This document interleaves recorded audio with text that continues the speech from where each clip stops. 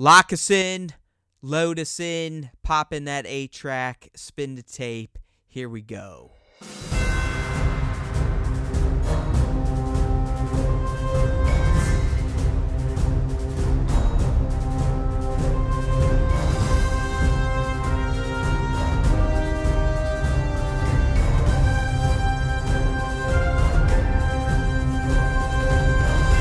Hey now, welcome back to a brand new episode of the Star Wars Time Show. It's Matt and Nick, and Pete ditched our asses because we're moving into the second hour of broadcasting. Even though to you guys, you'll have no idea because this is going to be a brand new episode to you.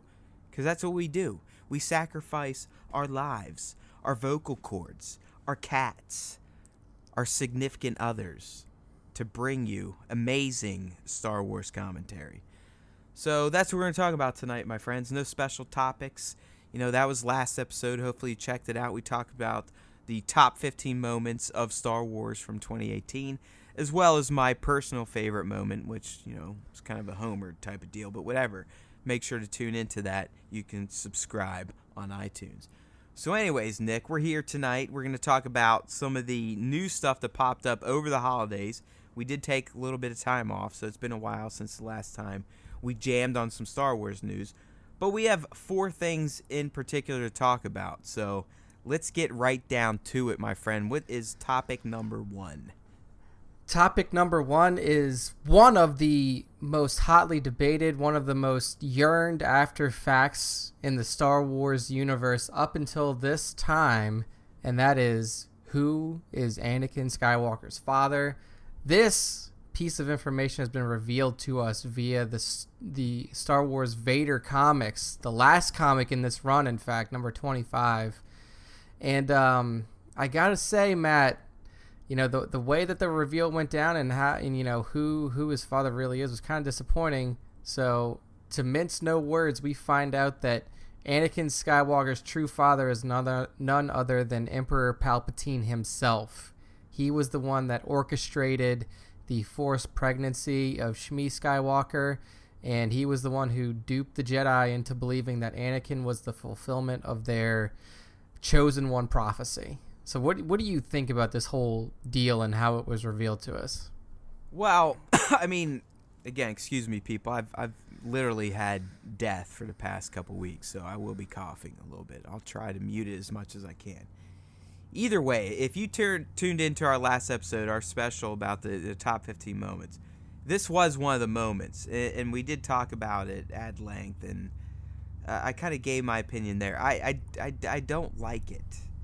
I don't really like the medium it was presented in. I don't even think it was quite necessary, to be honest with you. I mean, Nick, I think he pointed out in the last cast, but there has been a faction of people that have been kind of infatuated with this whole Shmi thing and the Chosen One, where I've always just accepted that Anakin was truly Force Jesus. It didn't bother me that he didn't have a dad, or there's no explanation behind that. So I guess I don't even understand why we need this outside of the excellent point Nick makes, and the fact that this essentially negates the prophecy of the Chosen One. Yeah, so I mean, the Chosen One prophecy, I mean, we've never seen like a full reading of it or anything like that. At least I don't think that we have. But yeah, I don't think that this would fall under the prophecy of the Chosen One anymore. And that would also mean that the prophecy of the Chosen One is still, I guess you would say, in play in the galaxy. So there's a contingent of people out there in the new trilogy landscape that thought that Rey was this kind of Chosen One reborn. And if it is the case, Rey's just a pimp. Yeah, Rey's just a badass. She doesn't need to be anything.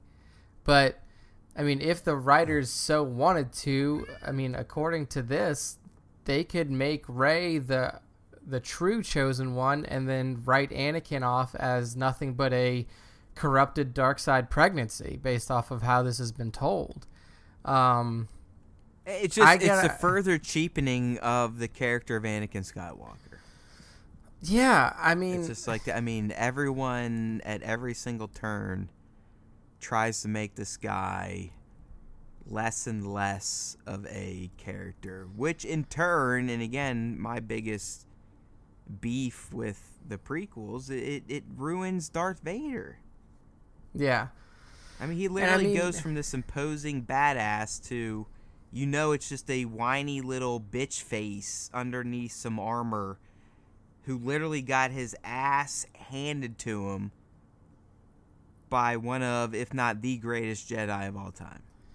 You know what's actually kind of cool now that I'm thinking about it? I mean, like, I'm not a huge fan of the reveal, but if you add this into the context of the end of Return of the Jedi, you now have basically grandfather, father, son, and you have the father, Darth Vader, turning on his father to ensure that his son lives. Yeah, I mean, you do, but again, it's just like, it's not needed. It's just you don't need, and even at this point, I've seen it so many times now, I'm accepting of the no now, but it's still, you don't need it. Yeah. I mean, I don't understand why this needed to be fleshed out in a comic book, let alone anywhere. Okay, so I'll say this. I don't mind that they've given context to it, because I mean, there's a lot of people out there who thinks that there shouldn't be any additional context outside the movies and everything else is stupid.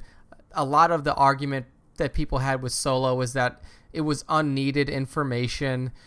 I don't think that we should put a limit on the type of information that we get from Star Wars. If they want to fill in contextual gaps, then I give them I agree. Every opportunity to do it.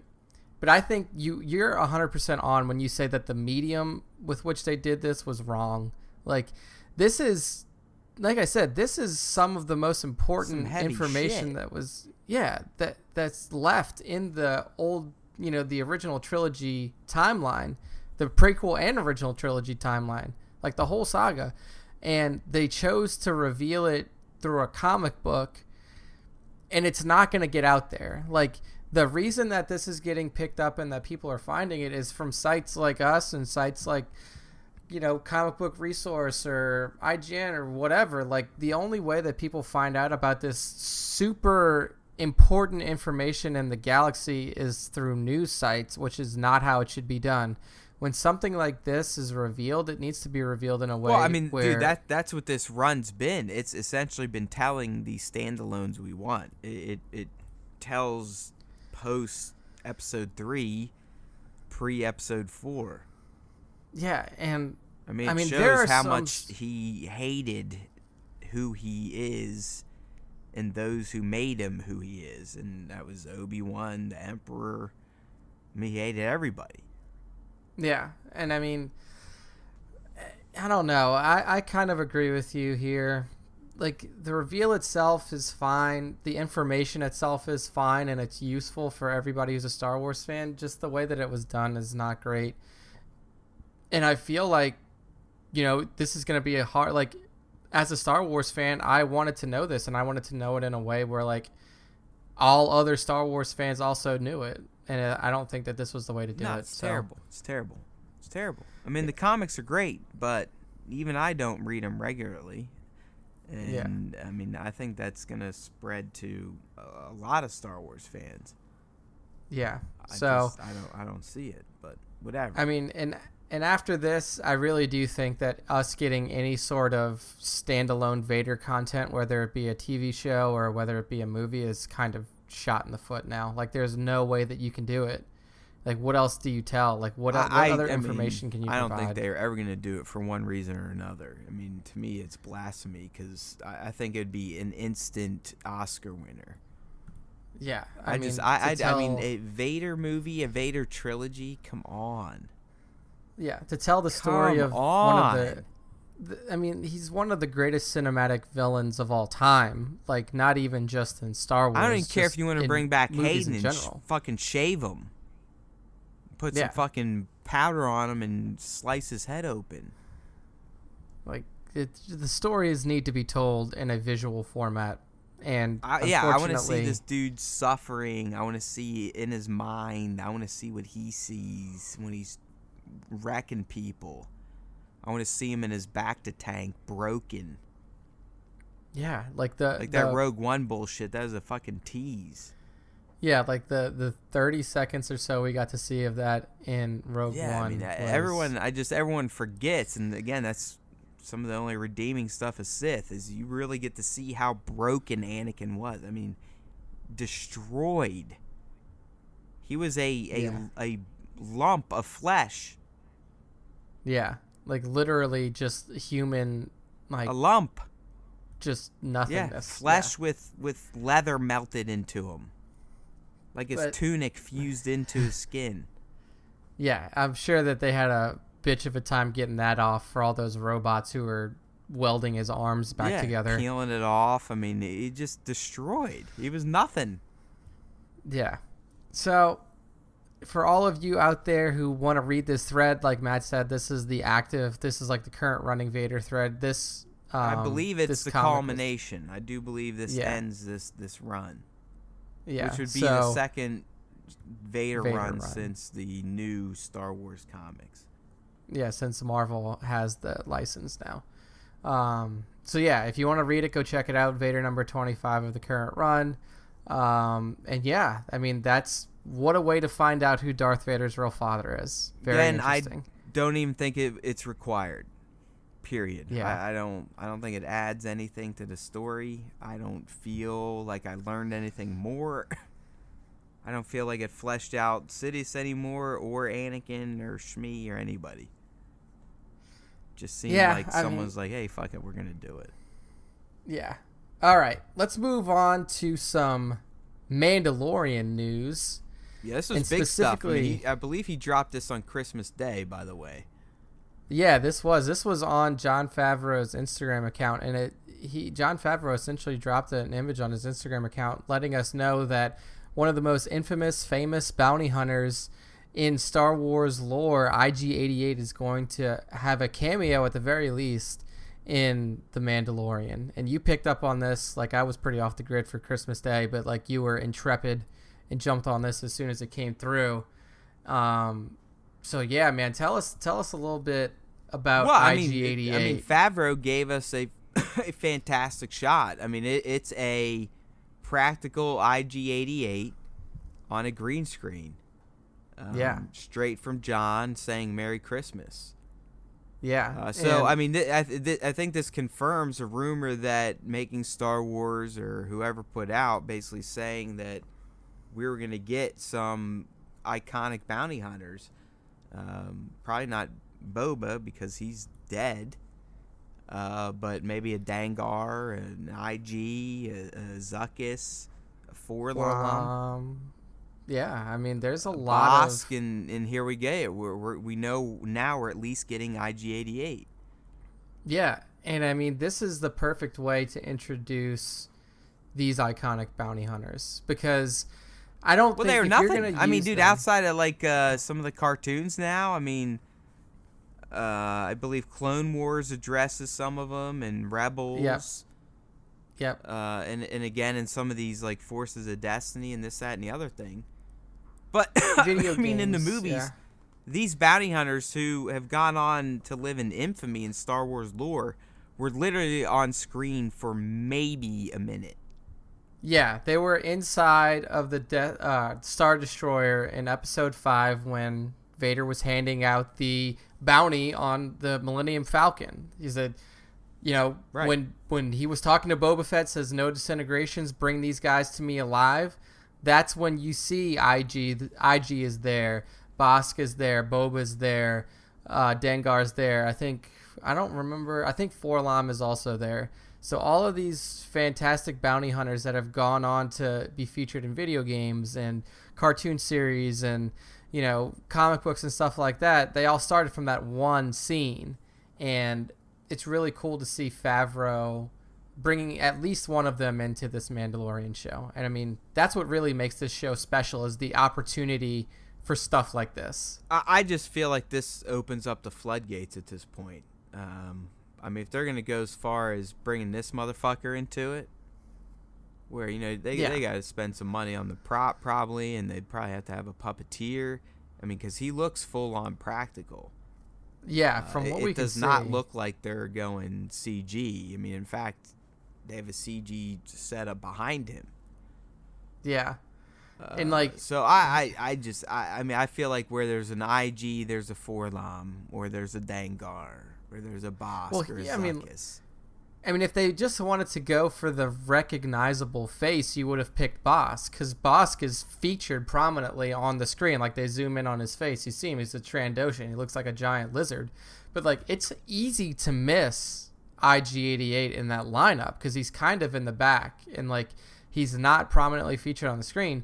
So the fact that he brings in this character of all of them is really a testament to the fact that, one, Favreau is going all out to include stuff for the hardcore fans like us, and it's very likely that he will bring in other, I guess you would say, more notable bounty hunters into the show, if that's the area that we're working with.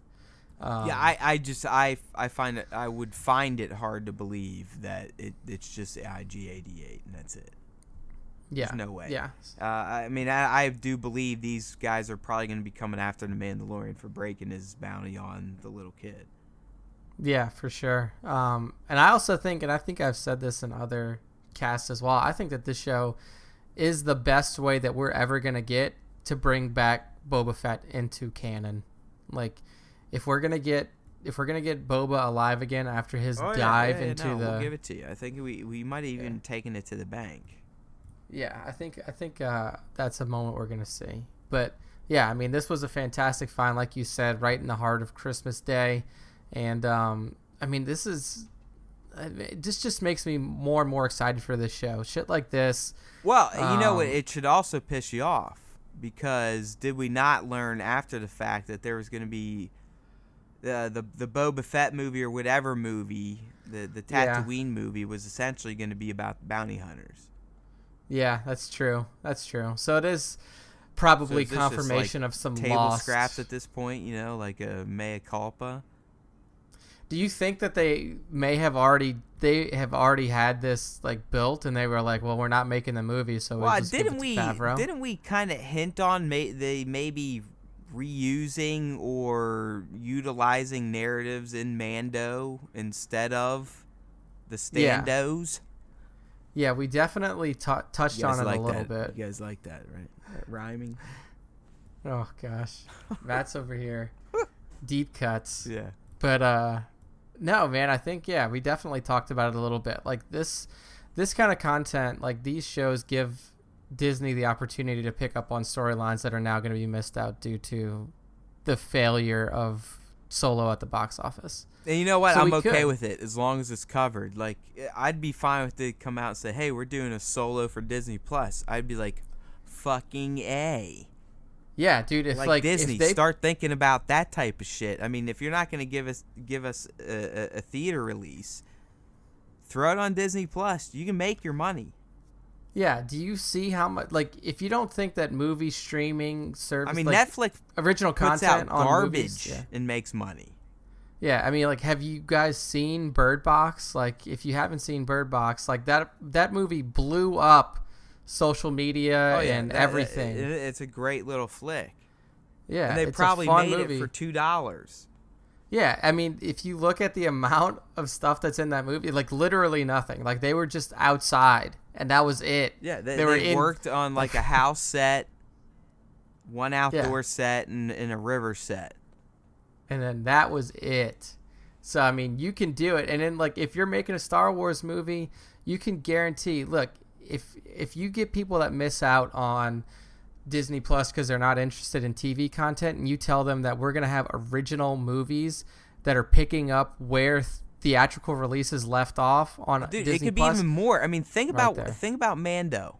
$100 million for 10 episodes. Oh, yeah.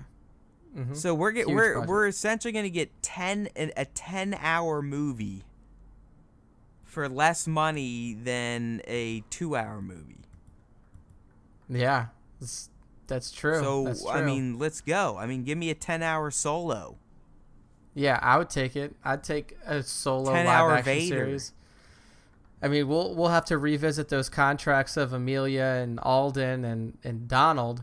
Right. I mean, point being, they don't even have to do that. But if they're gonna do Mando for 100 and give us 10 episodes, and it's all about the money, okay, I think fans would take a TV series type of show for Solo.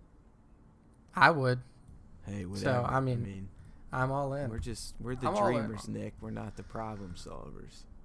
That's true. That's true. That is the issue. We can only put this information or these ideas out into the ether, and we have to hope that Disney finds them through the Force and maybe actions them. So, which according to most people, Disney does not have the Force, so we're fucked either way. Yeah. All right. So the last two pieces of info that we have to hit on in this cast are both around episode 9. Both of them, one of them was brought up on GMA, and one of them was a little slip by none other than Mr. John Boyega himself.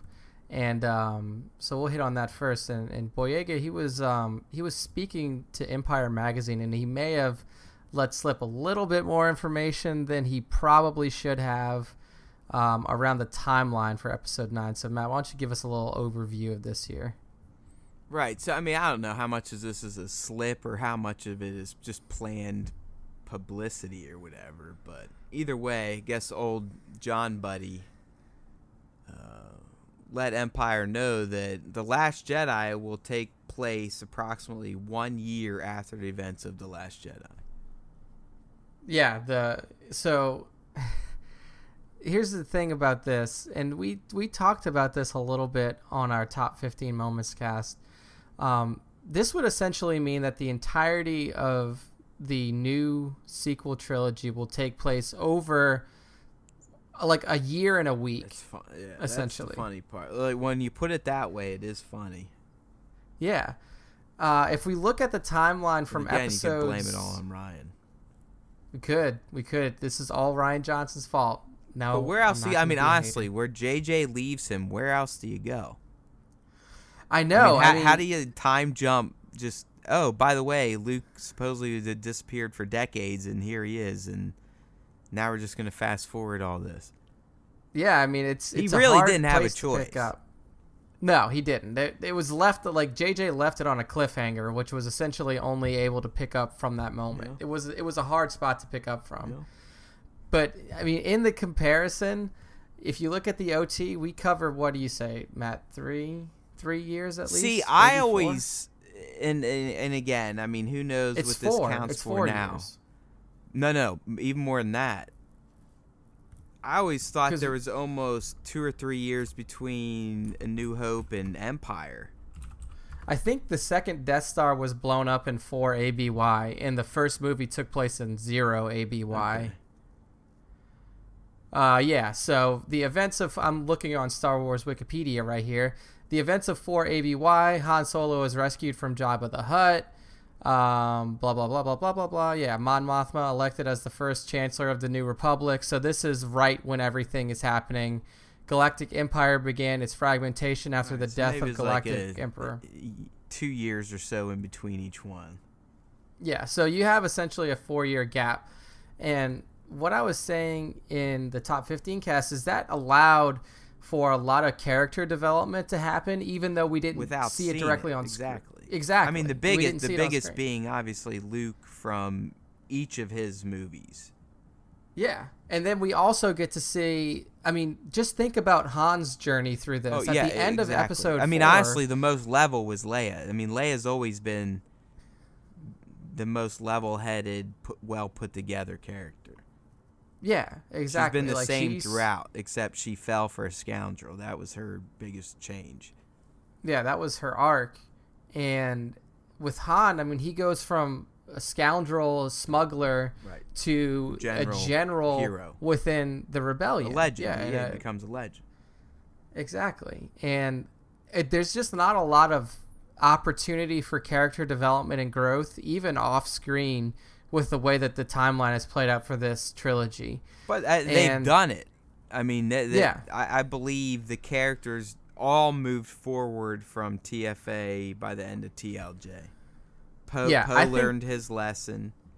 Finn learned by the his end lesson. of TLJ, for sure. And Rey obviously learned on her own the lessons she needed to realize that it doesn't matter where she came from. She's got this power and she can use it to affect change.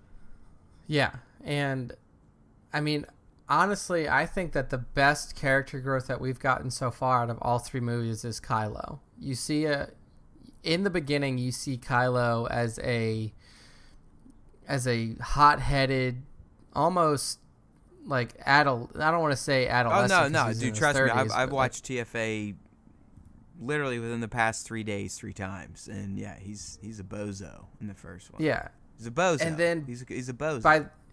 He is. He's like a frustrated teenager. Bozo. Who's like just letting out his anger. Pwned by a noob, just like Snoke calls him out in TLJ.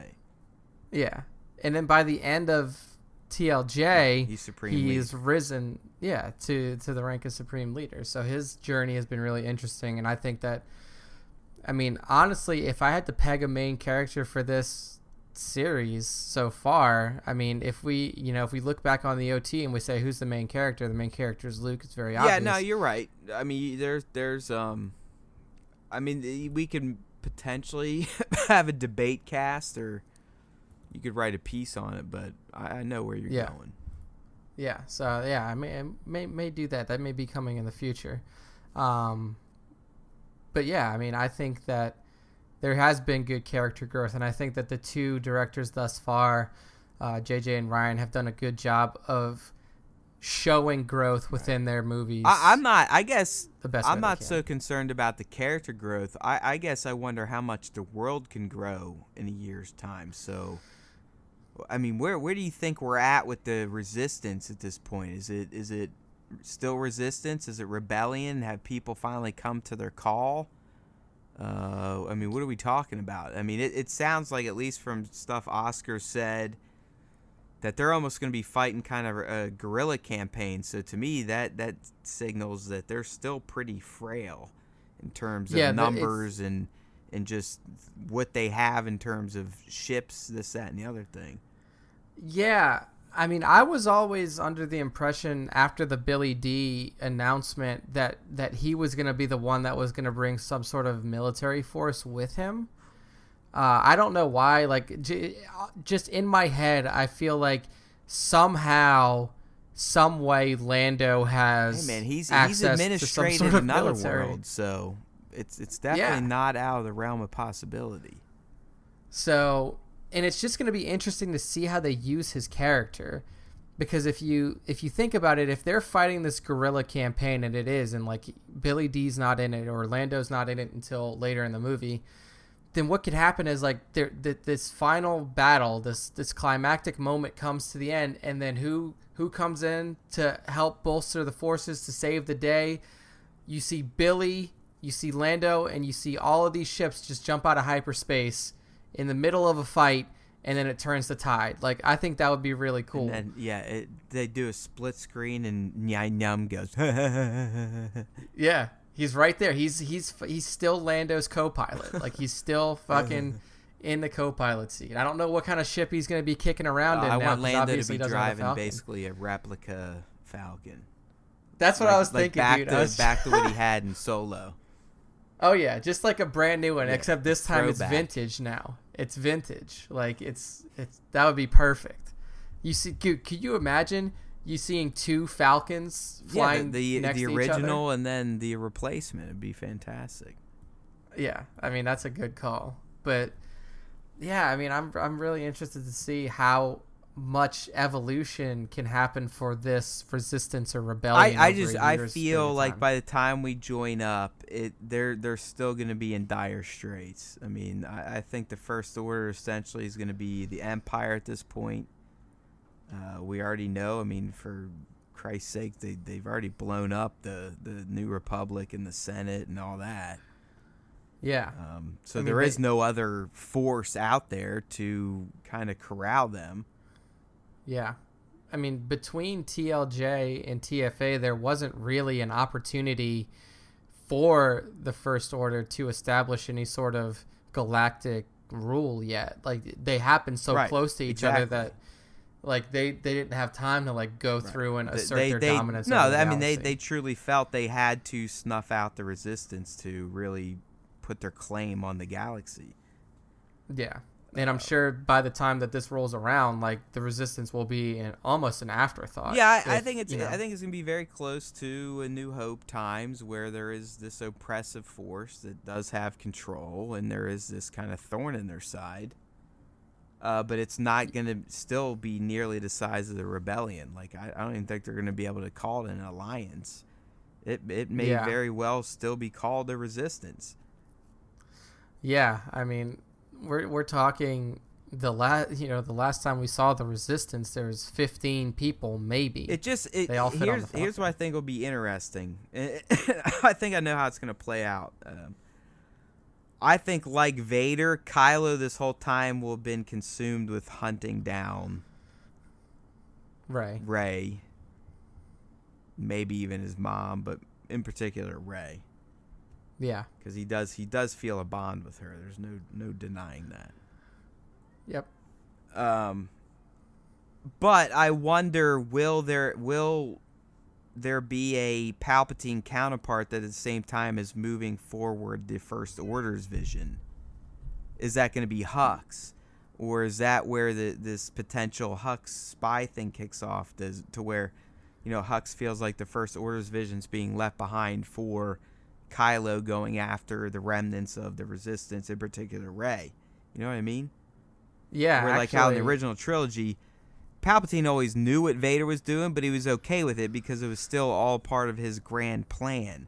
But that was Palpatine and his grand plan. To me, Kylo is not a man of a grand plan.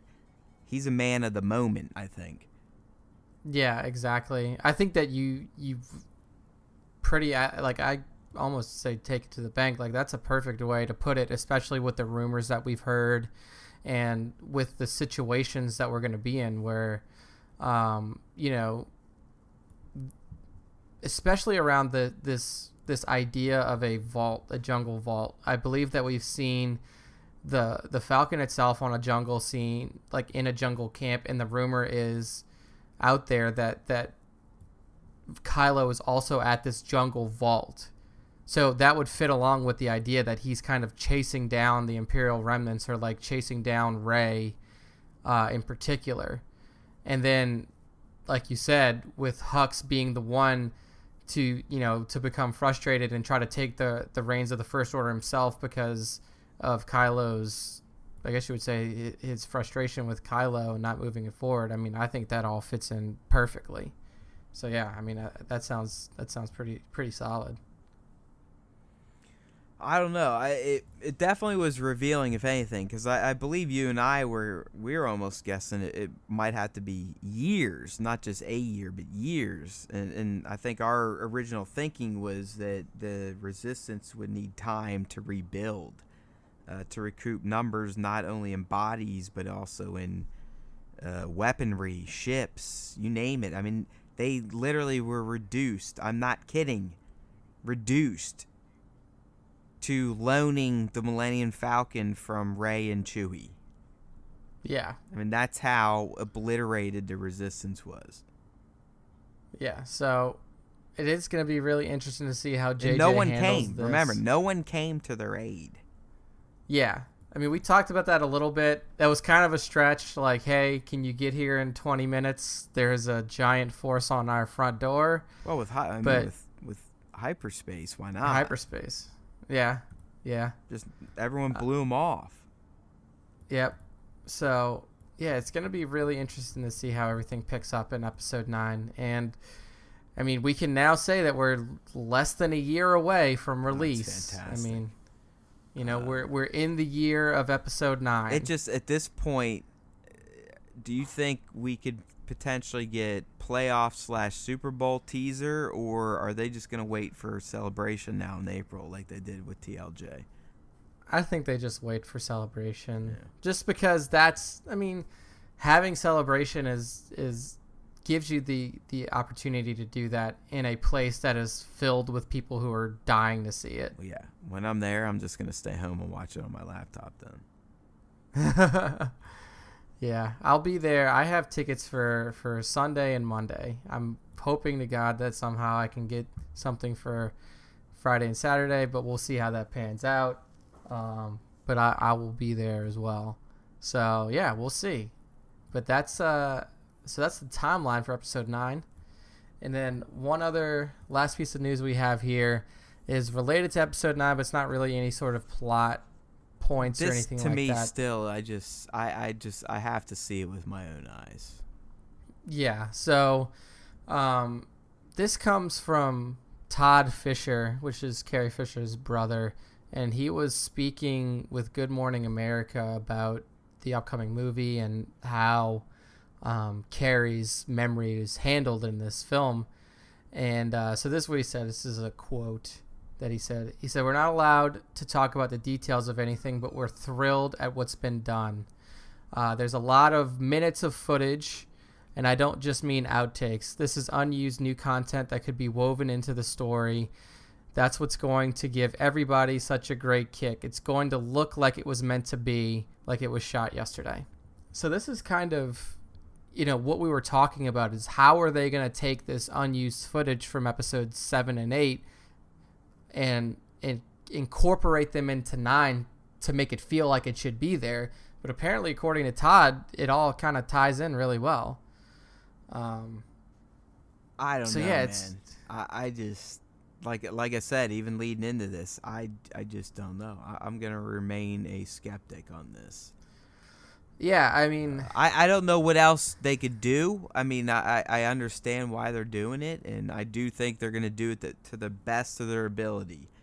I just don't know how you salvage footage from a movie that you deemed unworthy 3-4 years ago,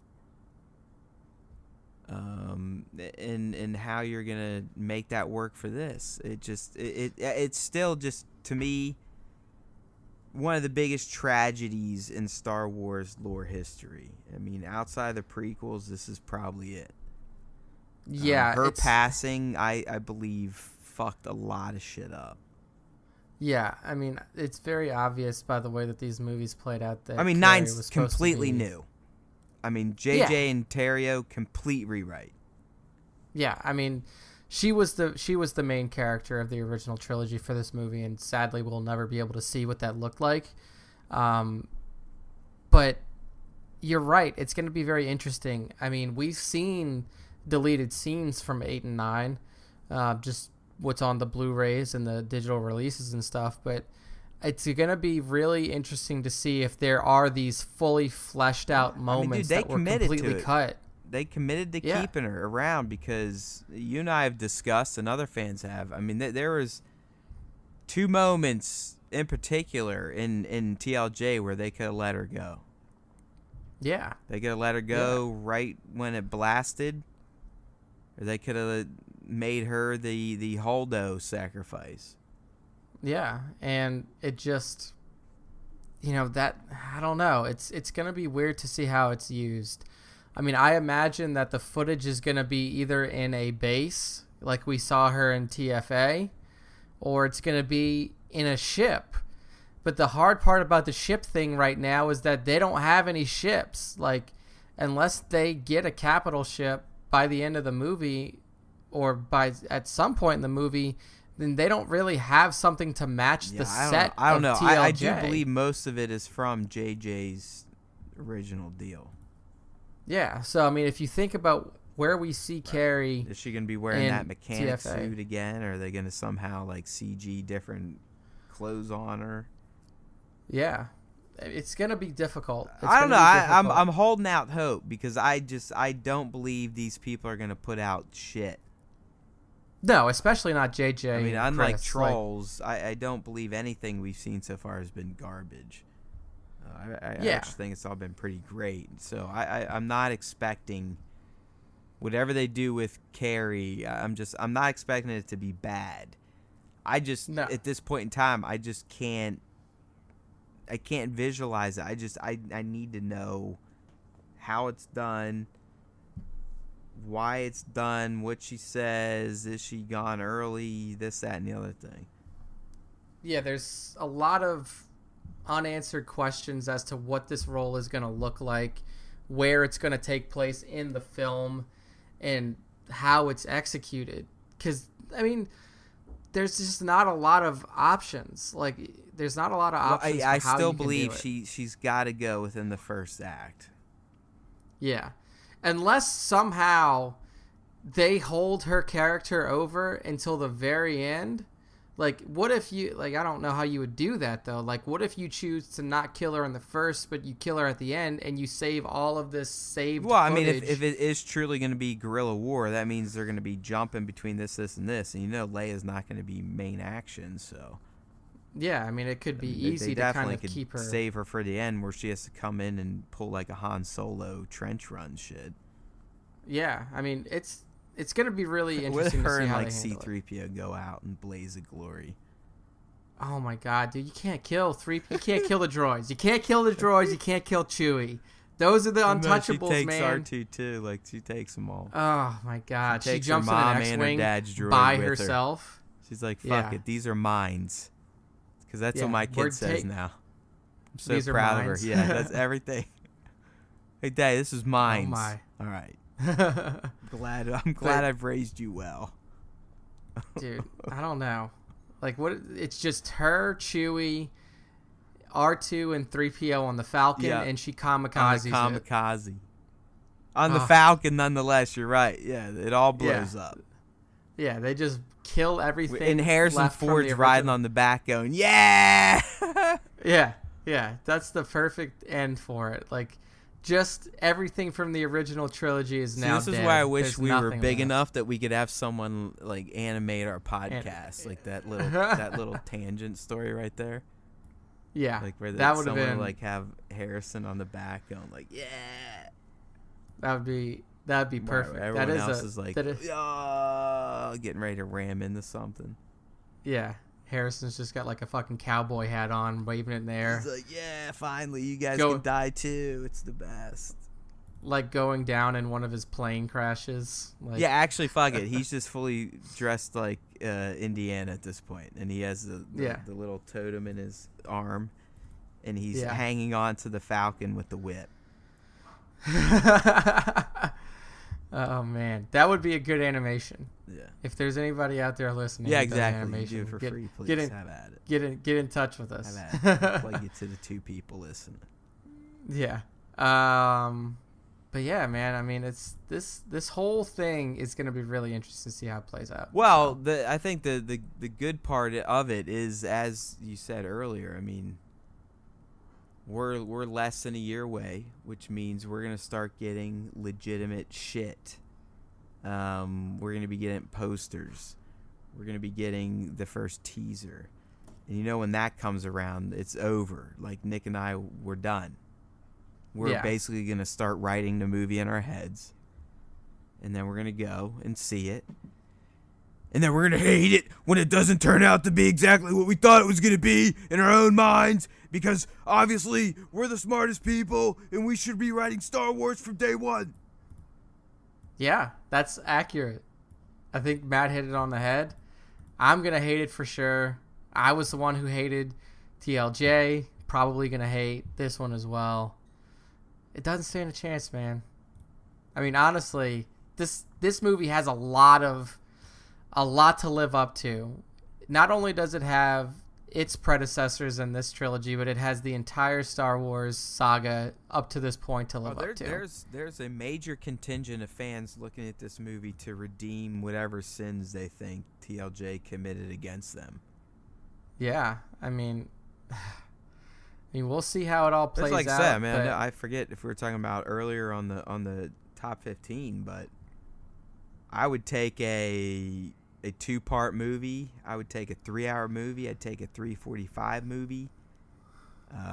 What I would not take is anything less than 2 hours and 45 minutes.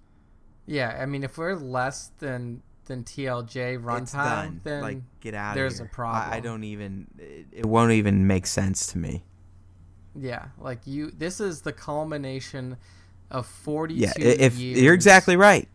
worth of storytelling. I mean, if they're going to stick to their guns, and this is the Skywalker saga, and as we brought up, I do think there are legal outs where, Rey, obviously, if they don't tie her to someone famous, clearly I don't think they are, and I think that's the reason they didn't, so that they can branch off, and there can be a new trilogy with just Rey, Finn, Poe, and Kylo, technically. We'll see what happens. Yeah. So I don't know. Like I said, I think it'll be semantics based, but I would not be surprised if we see this new cast again. Yeah, I mean, the fans have come to love Daisy Ridley and Oscar Isaac. But this John time, dude, Boyega. I'd almost like a Yuzan Bog type of plot. Where it's no longer I don't want to see good versus bad and dark side versus light side. It's literally, oh shit, we have this nasty ass motherfucking unknown species coming to wipe everybody out.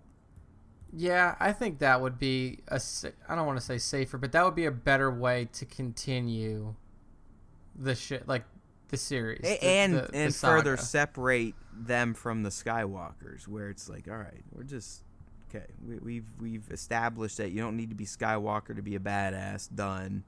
Okay. Now let's move them on to being their own badasses. Yeah, exactly. Like you can pick it up with a legitimate new world order, a legitimate, Jedi academy or some sort of training ground And that's for why Force I still users. almost think that Kylo's toast, because that will kill the Skywalkers altogether. It would. Once you yeah. take out Leia and him, it's done. Yep. So yeah, I mean, there's a lot of stuff. Think riding about on that, episode people. 9. I think there's some weight to that. Yeah, I mean, there's never been a movie or a piece of content made in Star Wars history. Actually, that's not true. There's never been a movie or a TV show made with Skywalkers not around. There's video games, there's novels, stuff like that happened in the Old Republic where there are no Skywalkers. But on-screen TV movies, there's not a piece of content that does Star not. Wars royalty. Yeah. So, it's just we're gonna find out how dedicated Disney is to the Skywalker name. I mean, essentially to the family. I honestly think that's why they've embraced what Ryan did, because he essentially, if you want to say it, he fell on the sword, and he's the guy that essentially rebooted the Skywalker saga to exist without the Skywalkers. Yeah, I mean, threads of it to move on, where they're legend, but they don't need to be there, and they don't. Those that move on don't even need to be related to them. Yeah. I mean, like you said, he gave them an out, and now it's up to them. And in the end, as much people want to bitch about Rey's parents, JJ legitimately clears it up in TFA. I mean, through dialogue, through Maz. I mean, she says, "Listen, asshole, there ain't shit for you on Jakku. Your family, the people you need that are going to be your family, they're ahead of you. Move on. Your parents are nobodies. Move on." So yeah, I mean, episode 9, I don't know if we can figure it out, but we may just have a countdown clock somewhere, but it's less than a year away, people. We're talking less than, what is it now? I think it's slated for a December 17th release, 2019. So yeah, I mean, it'll be at least a week before Christmas. So yeah, I'd say no later than the 20th, probably 18, 19, 20. Nice.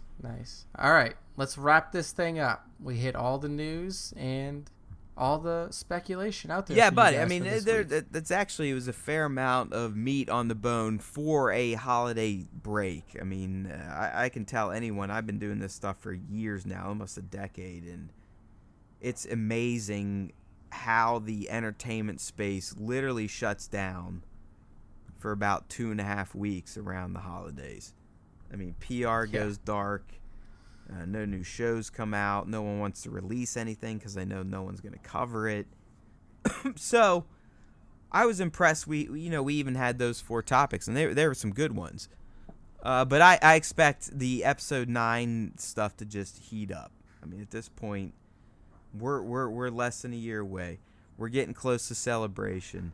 We're gonna start getting stuff sprinkled out. I mean, we may get the title before Celebration. We may get a teaser. You don't know. I mean, I think if we're gonna get anything, it would probably be around the Super Bowl time, because it's all about eyes on screen. Yep. But if we see it, we'll cover it. That's why we exist. It's Star Wars time, people, right? There's always time for Star Wars time. Get that through your heads. Get with it. Subscribe. Give us some love. Or give us some hate. We'll take either one, right? Yeah. Any promotion is good promotion. All right, people. It's been real. Hopefully you enjoyed our banter, our tangents. Again, if you're an animator out there and you want to animate our tangents, we'd love you for it. We know it'll never happen, but if I sit here and wave my hand enough, maybe I can Jedi mind trick you into it. All right. May the Force be with you. Always.